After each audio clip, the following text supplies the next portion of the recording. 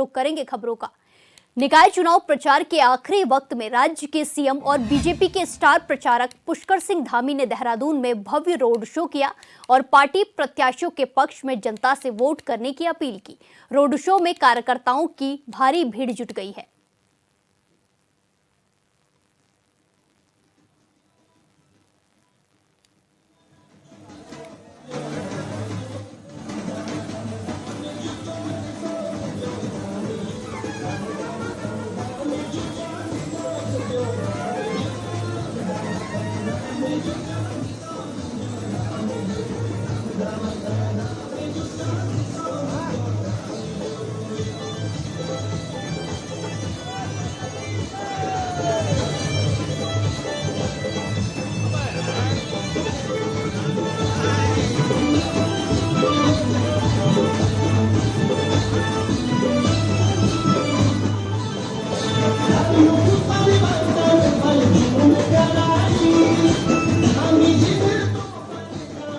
ये तस्वीरें आपको देहरादून से दिखा रहे हैं, जहां सीएम धामी ने बीजेपी प्रत्याशी के पक्ष में वोट की अपील की है, जनता से वोट के लिए अपील की है। आज चुनाव प्रचार का आखिरी दिन है। इसको देखते हुए सीएम धामी ने देहरादून में रोड शो किया है, बीजेपी प्रत्याशी के लिए प्रचार प्रसार किया है। आपको बता दें कि 23 जनवरी को वोटिंग होनी है, निकाय चुनाव होने हैं। ऐसे में सीएम एक के बाद एक रोड शो कर रहे हैं। आज वो देहरादून पहुंचे, जहां उन्होंने बीजेपी प्रत्याशी के पक्ष में वोट की अपील की है, जनता से वोट की अपील की है और जनसभा को संबोधित किया। ये तस्वीरें आपको देहरादून की दिखा रहे हैं, जहां काफी जनसैलाब उमड़ा है। कई कार्यकर्ता, बीजेपी के कार्यकर्ता और नेता मौजूद हैं, कई लोग मौजूद हैं। आज वो चुनाव प्रचार का आखिरी दिन है। इसको देखते हुए देहरादून में सीएम धामी ने अपना रोड शो रखा है और बीजेपी प्रत्याशी के पक्ष में वोट की अपील की है।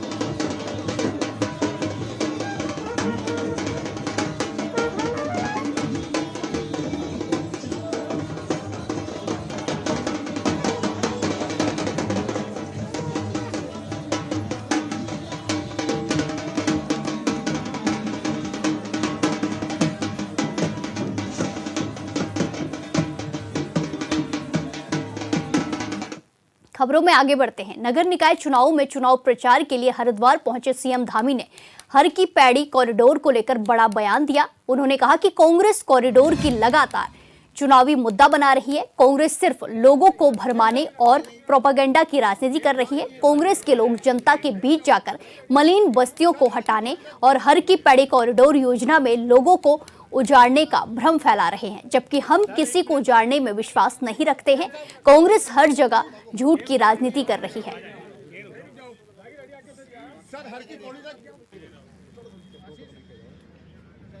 आज सभी जगह मैं उत्तराखंड के देवतुल्य सभी मतदाताओं से, हरिद्वार के देवतुल्य मतदाताओं से सबसे अपील करता हूं कि देवभूमि के विकास के लिए इसकी और तेज़ गति से प्रगति हो, उन्नति हो, गति मिले, उसके लिए भारतीय जनता पार्टी के सभी प्रत्याशियों को जिताएं, अपना आशीर्वाद दें और हम तेज़ी से और काम करेंगे। नई सारी जगह पर जो है ऐतिहासिक जीत होने वाली है और ट्रिपल इंजन लगने वाला है। कांग्रेस के पास कोई मुद्दा नहीं है, कांग्रेस मुद्दा विहीन है और ये झूठ और भ्रम की राजनीति करते हैं। हम जो भी विकास के काम करते हैं, उन विकास के कामों में रोड़ा अटकाने का काम करते हैं, उनमें बाधा बनने का काम करते हैं। देश के अंदर भी इन्होंने झूठ बोलकर लोगों को भरमाने का काम किया। देश की जनता ने इनको नकारा। मोदी जी देश के तीसरी बार प्रधानमंत्री बने। हरियाणा, महाराष्ट्र के चुनाव हुए, वहाँ भी झूठ और पाखंड की राजनीति करी, वहाँ भी जनता ने इनको नकारा है। उत्तराखंड में अब जब नगर निगम के चुनाव हो रहे हैं तो कहीं पर जो है ये कहते हैं मलिन बस्तियों में जाकर कि हम मलिन बस्तियों को हटा देंगे, एनजीटी का ऑर्डर आ गया है। हमने कह दिया कोई बस्ती नहीं हटेगी, किसी को हमने उजाड़ने पर विश्वास नहीं करते हैं, हम सबको बसाने पर विश्वास करते हैं। इसी प्रकार से हरिद्वार और ऋषिकेश में जो गंगा का कॉरिडोर बना रहे हैं, हम यहाँ की अच्छी सुंदरता हो, यहाँ पर्यटन और बड़े आस्था श्रद्धा के जो लोग भक्तगण आते हैं उनको सुविधा मिले, यहाँ के व्यापारियों को सुविधा मिले, उनका व्यापार बढ़े, इसके लिए हम गंगा का कॉरिडोर बना रहे हैं। किसी को उजाड़ने जैसी बात कुछ नहीं है, किसी को तोड़फोड़ जैसी कोई बात नहीं है। हमारा तो ये मानना है कि विकास भी हो और विरासत भी हमारी बची रहे, इसलिए ये सब झूठ प्रोपोगेंडा इनका चलने वाला नहीं है। हरिद्वार हो, देहरादून हो, रुद्रपुर हो, वहाँ भी झूठ की राजनीति कर रहे हैं। सब जगह पर भारतीय जनता पार्टी का कमल खिलने वाला है, ट्रिपल इंजन की सरकार बनने वाली है। हरिद्वार में बहुत ऐतिहासिक विजय। यूसीसी हमारा देवभूमि उत्तराखंड की जनता के साथ हमारे प्रधानमंत्री आदरणीय मोदी जी के नेतृत्व में एक किया गया वायदा था और उत्तराखंड की जनता ने हमको अवसर दिया, हम अपना वायदा निभा रहे हैं। कल एक्ट को मंत्रिमंडल की मंजूरी मिल गई है। बीजेपी मेयर प्रत्याशी शैलेंद्र रावत के समर्थन में गढ़वाल सांसद अनिल बलूनी कोटद्वार पहुंचे। विशाल बाइक रैली के साथ कोटद्वार से दुर्गापुर तक रोड शो निकाला गया, जहां पर सांसद अनिल बलूनी ने विशाल जनसभा को संबोधित करते हुए बीजेपी प्रत्याशी शैलेंद्र रावत को भारी बहुमत से जीत दर्ज कराने की अपील की है। वहीं अनिल बलूनी ने कहा कि मुझे लोकसभा चुनाव में कोटद्वार से 22,000 वोटों की लीड मिली थी, लेकिन शैलेंद्र रावत उस लीड को तोड़ेंगे। ये मेरी शैलेंद्र रावत को शुभकामनाएं हैं।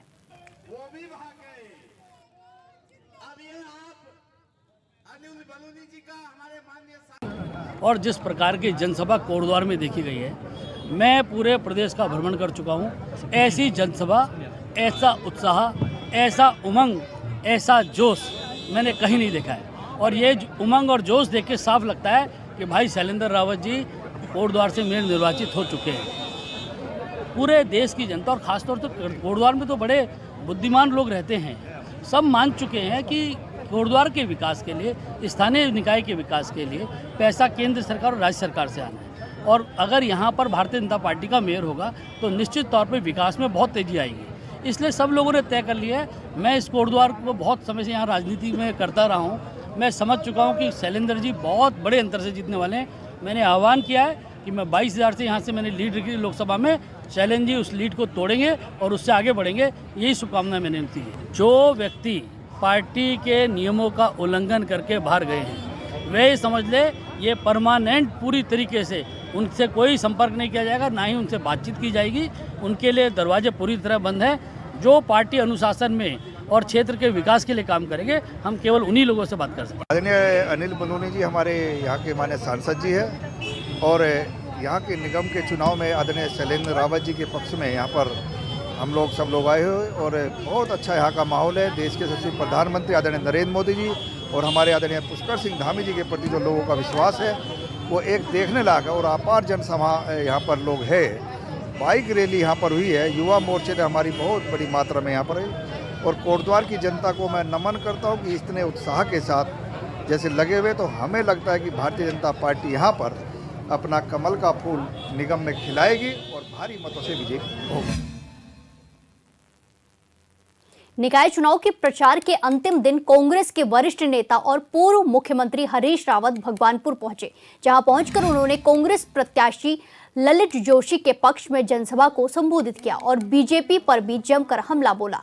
उन्होंने कहा कि ये बदलाव का चुनाव है। इस मौके पर पूर्व सीएम के साथ कांग्रेस विधायक ममता राकेश भी मौजूद रही।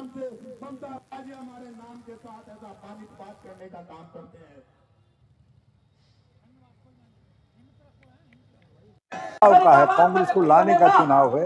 लोगों ने मन बना लिया है भाजपा को दंडित करने का। उन्होंने जिस तरीके से नगर निकायों की, नगर पंचायतों, नगर पालिकाओं, नगर निगमों की दुर्दशा की है, वहाँ रहने वालों की दुर्दशा की, उनकी अवहेलना की है, उसके लिए उनको दंड करना चाहते हैं। और लोग ये समझते हैं कि 2025 कांग्रेस को सौंपो ताकि 2027 में भी कांग्रेस सत्ता में आए। समाज में और ज्यादा गुस्सा है, हरिद्वार में तो बहुत बड़ा गुस्सा है, एक भी सीट आरक्षित नहीं की है हरिद्वार के।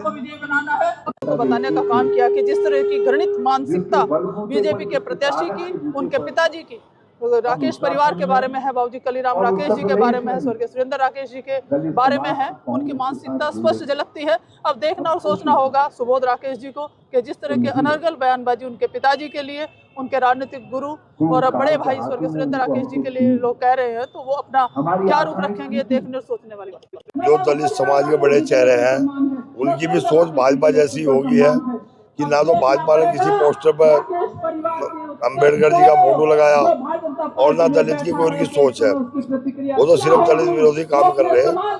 तो अभिषेक राकेश जी जो है दलित के यहाँ के नेता हैं और वे दलित को साथ लेके चलते हैं और गुलबहार को भारी मतों जिताने का काम कर रहे हैं। समाज में कोई नाराजगी नहीं है, मुस्लिम समाज कांग्रेस के साथ।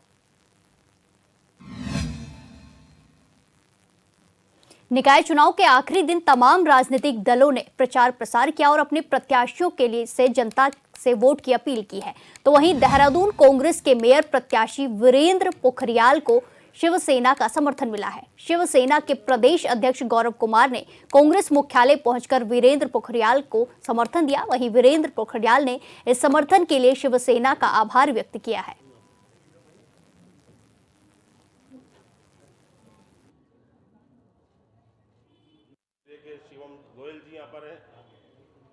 देखिए, मैंने आपसे कहा कि ये बिना शर्त समर्थन है, क्योंकि जो प्रत्याशी हैं वो हमारे साथ राज्य आंदोलन में भी हमारे साथ संघर्ष के हमारे साथी रहे हैं। उसी को देखते हुए और साथ ही जो पिछले 15 साल से जो निगम का हाल भारतीय जनता पार्टी ने किया हुआ है, उसका भी एक विरोध भी निश्चित रूप से हम लोग कर रहे हैं। और जहां आज पूरे शहर ने ये मान लिया है कि भाई वीरेंद्र जी को भारी मतों से जिताकर महापौर बनाना है, तो उसमें जो है शिवसेना भी एक गिलहरी की भूमिका निभाते हुए आपकी जीत में सहयोग करने की अपेक्षा से हम लोग यहाँ पर आए हैं और समर्थन किया। देखिए, पहले तो मैं शिवसेना का जो जितने भी पदाधिकारी हैं, चाहे व्यापार मंडल के हैं, उनका मैं सभी का धन्यवाद करना चाहता हूँ कि उन्होंने एक आंदोलनकारी, क्योंकि उस टाइम जब हम लोग आंदोलन कर रहे थे, कहीं ना कहीं इन लोगों का भी सहयोग था और ये भी उस हिस्से के पार्ट थे आंदोलनकारी के। तो आज जब सुबह फ़ोन आया गौरव भाई का कि हम लोग समर्थन देना चाह रहे, तो मैंने तहे दिल से उनका धन्यवाद किया और कहा कि कितने बजे आना है। तो मैंने उन लोगों को बोला कि 12 बजे 12:30 बजे आप आइए। और तो उन्होंने कहा हम कांग्रेस पार्टी और एक आंदोलनकारी, मेन जो है आंदोलनकारी को हम समर्थन देना चाहते हैं। हल्द्वानी के निकाय चुनाव में कांग्रेस प्रत्याशी ललित जोशी ने शक्ति प्रदर्शन किया। इस दौरान उनके साथ हल्द्वानी कांग्रेस विधायक सुमित हृदय, प्रदेश प्रवक्ता दीपक भालोटिया समेत अन्य नेता मौजूद रहे। मौके पर कांग्रेस कार्यकर्ताओं ने हनुमान शोभा यात्रा के साथ अपनी रैली निकाली। वहीं कांग्रेस प्रत्याशी ललित जोशी ने कहा कि आज जनता का प्यार मुझे मिल रहा है। मुझे उम्मीद है कि 23 तारीख को जनता का प्यार मुझे इसी तरह मिलेगा।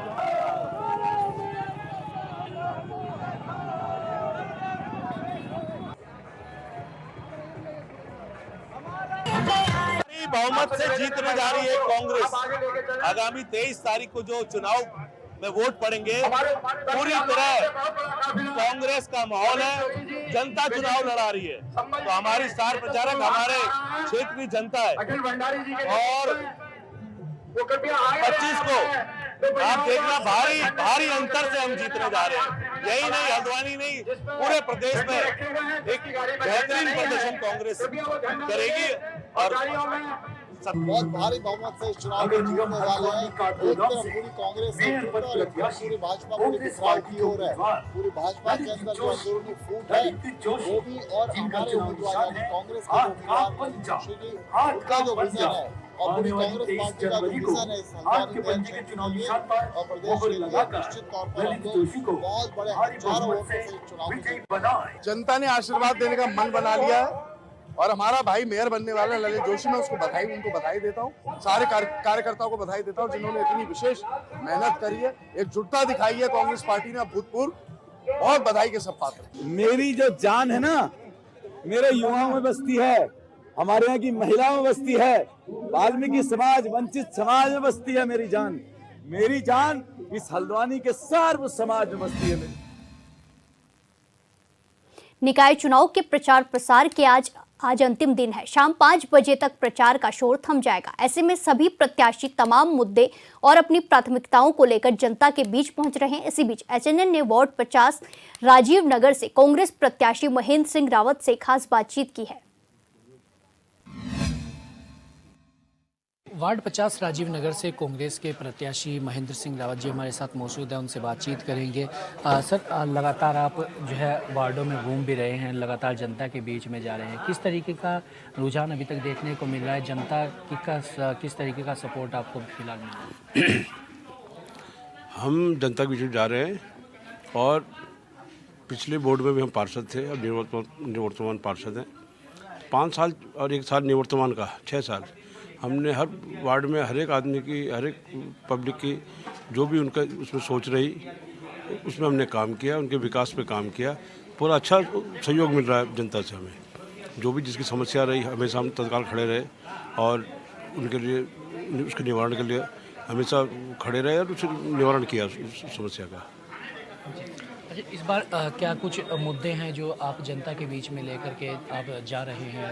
क्या कुछ नए मुद्दे हैं क्षेत्र के जिन्हें लेकर के जनता से आप बातचीत भी कर रहे हैं, जनता के बीच में लेकर जा रहे हैं? मुद्दे देखो नगर निगम से जुड़े सिर्फ वैसे तो हमारे नगर को जो मुद्दा है साफ सफाई व्यवस्था का है और स्ट्रीट लाइट व्यवस्था का है। एक जो हमारे यहाँ जो वेस्ट निकलता है, कचरा निकलता है, तो इसकी थोड़ी समस्या होती है क्योंकि यहाँ से गाड़ी वाला ले जाता है, फिर एक जगह हमारे कर्मचारी डंप करते हैं, फिर वहाँ से गाड़ी ले जाती है, थोड़ा सा एक आध दिन का विलम्ब हो जाता है। तो हमारी ये है कि भाई आप यहाँ हमारे यहाँ पे नगर निगम की 2-2.5 बीघा ज़मीन है, हम कोशिश कर रहे हैं उसमें कि भाई नगर निगम जो वेस्ट मैनेजमेंट का प्लांट उस पर लगाए और क्योंकि जो वार्ड का कूड़ा है उसका निस्तारण नहीं हो सके।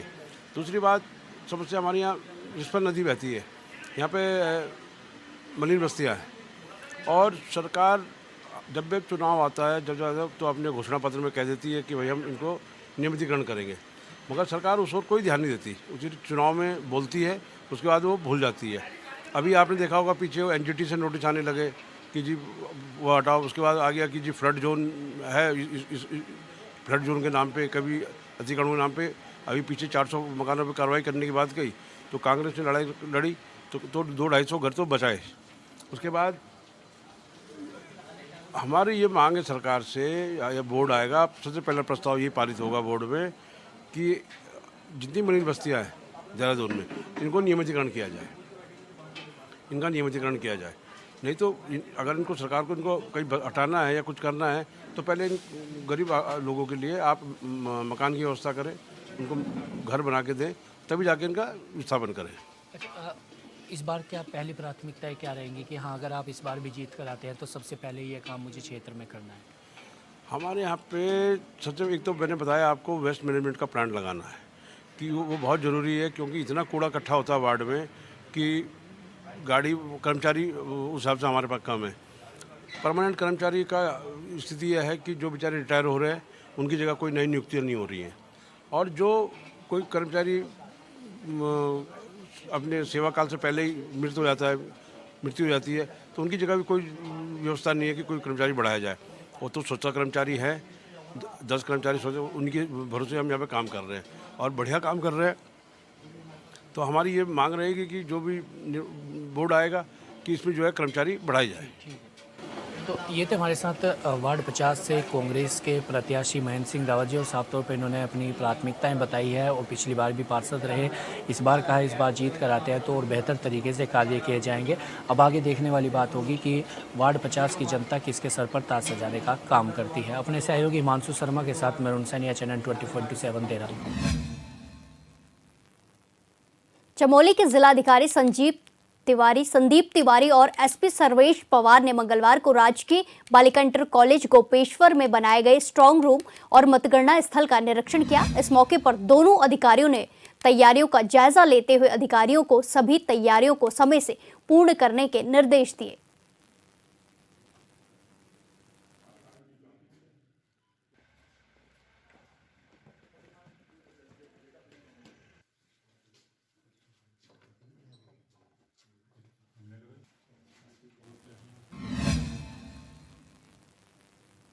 उत्तराखंड में जल्द ही UCC लागू होने वाला है, जिसके लिए कैबिनेट में UCC नियमावली को भी मंजूरी मिल गई है।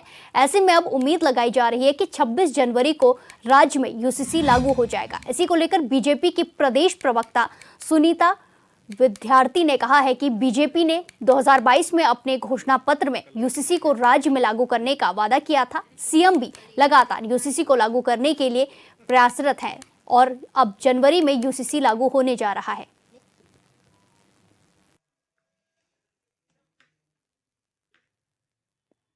संकल्प पत्र जारी कर रहे हैं लोग। क्यों कल वाले में एडिट करा क्या कुछ?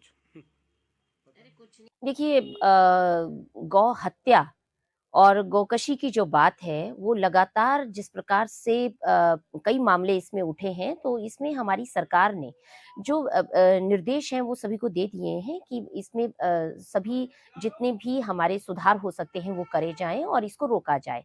तो क्योंकि गौ हत्या हमारे अगर हिंदू धर्म और संस्कृति की भी बात करें तो ये बहुत बड़ा पाप है, और इस पाप को जो भी करता है उसकी दुर्गति होती है। तो इस चीज को भी ध्यान में रखते हुए कि हम इन चीजों को ना करें, और जिस प्रकार से ये जो माफिया है वो इन चीजों को बढ़ावा देते हैं, उनको सख्त से सख्त जो है उन पर कार्रवाई की जाए।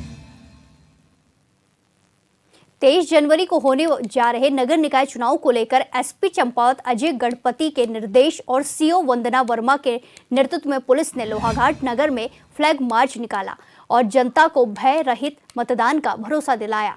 वहीं एसएचओ लोहाघाट अशोक कुमार सिंह ने बताया कि एसपी चंपावत के निर्देश और एसओ वंदना वर्मा के नेतृत्व में 23 जनवरी को होने जा रहे चुनाव को लेकर जनता को सुरक्षा का भरोसा देने के उद्देश्य से फ्लैग मार्च निकाला है। उद्देश्य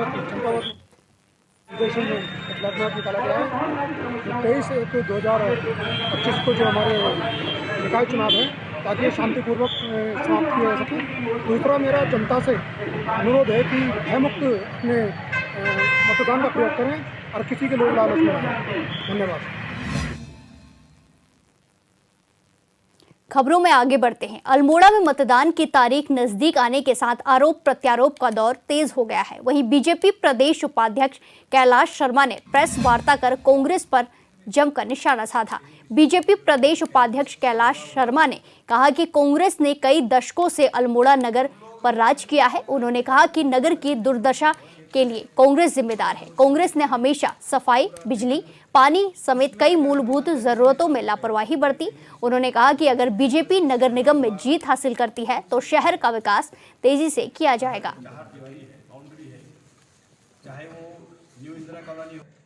उसमें अगर हम ईमानदारी से हम बहुत वचनबद्धता के साथ इस बात को लोगों से कह के आए हैं कि हम इस अल्मोड़ा का सर्वांगीण विकास करेंगे।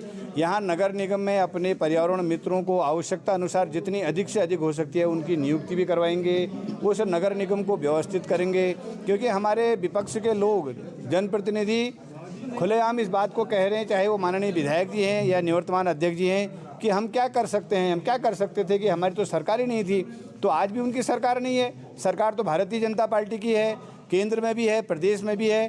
तो मैं बहुत विनम्रता के साथ आप लोगों के माध्यम से अल्मोड़ा की संभ्रांत जनता से अनुरोध करता हूं, आप कमल के फूल पर मोहर लगाइए, भारतीय जनता पार्टी के कार्यकर्ता को मेयर बनाइए। भारतीय जनता पार्टी की केंद्र में भी सरकार है, प्रदेश में भी सरकार है। हम बहुत जिम्मेवारी के साथ, जवाबदेहिता के साथ इस अल्मोड़ा नगर का सर्वांगीण नगर पालिका बड़कोट में आज निर्दलीय प्रत्याशी विनोद डोभाल के समर्थन में जन सैलाब उमड़ पड़ा, जहां सैकड़ों की तादाद में लोग मौजूद रहे। निर्दलीय प्रत्याशी विनोद डोभाल का रोड शो रामलीला मैदान से बड़कोट मुख्य चौराहे पर पहुंचा, जहां जनसभा को संबोधित करते हुए वक्ताओं ने बीजेपी पर आरोप लगाते हुए कहा कि सरकार के लोगों ने यमुना घाटी की जनता के साथ छलावा किया है।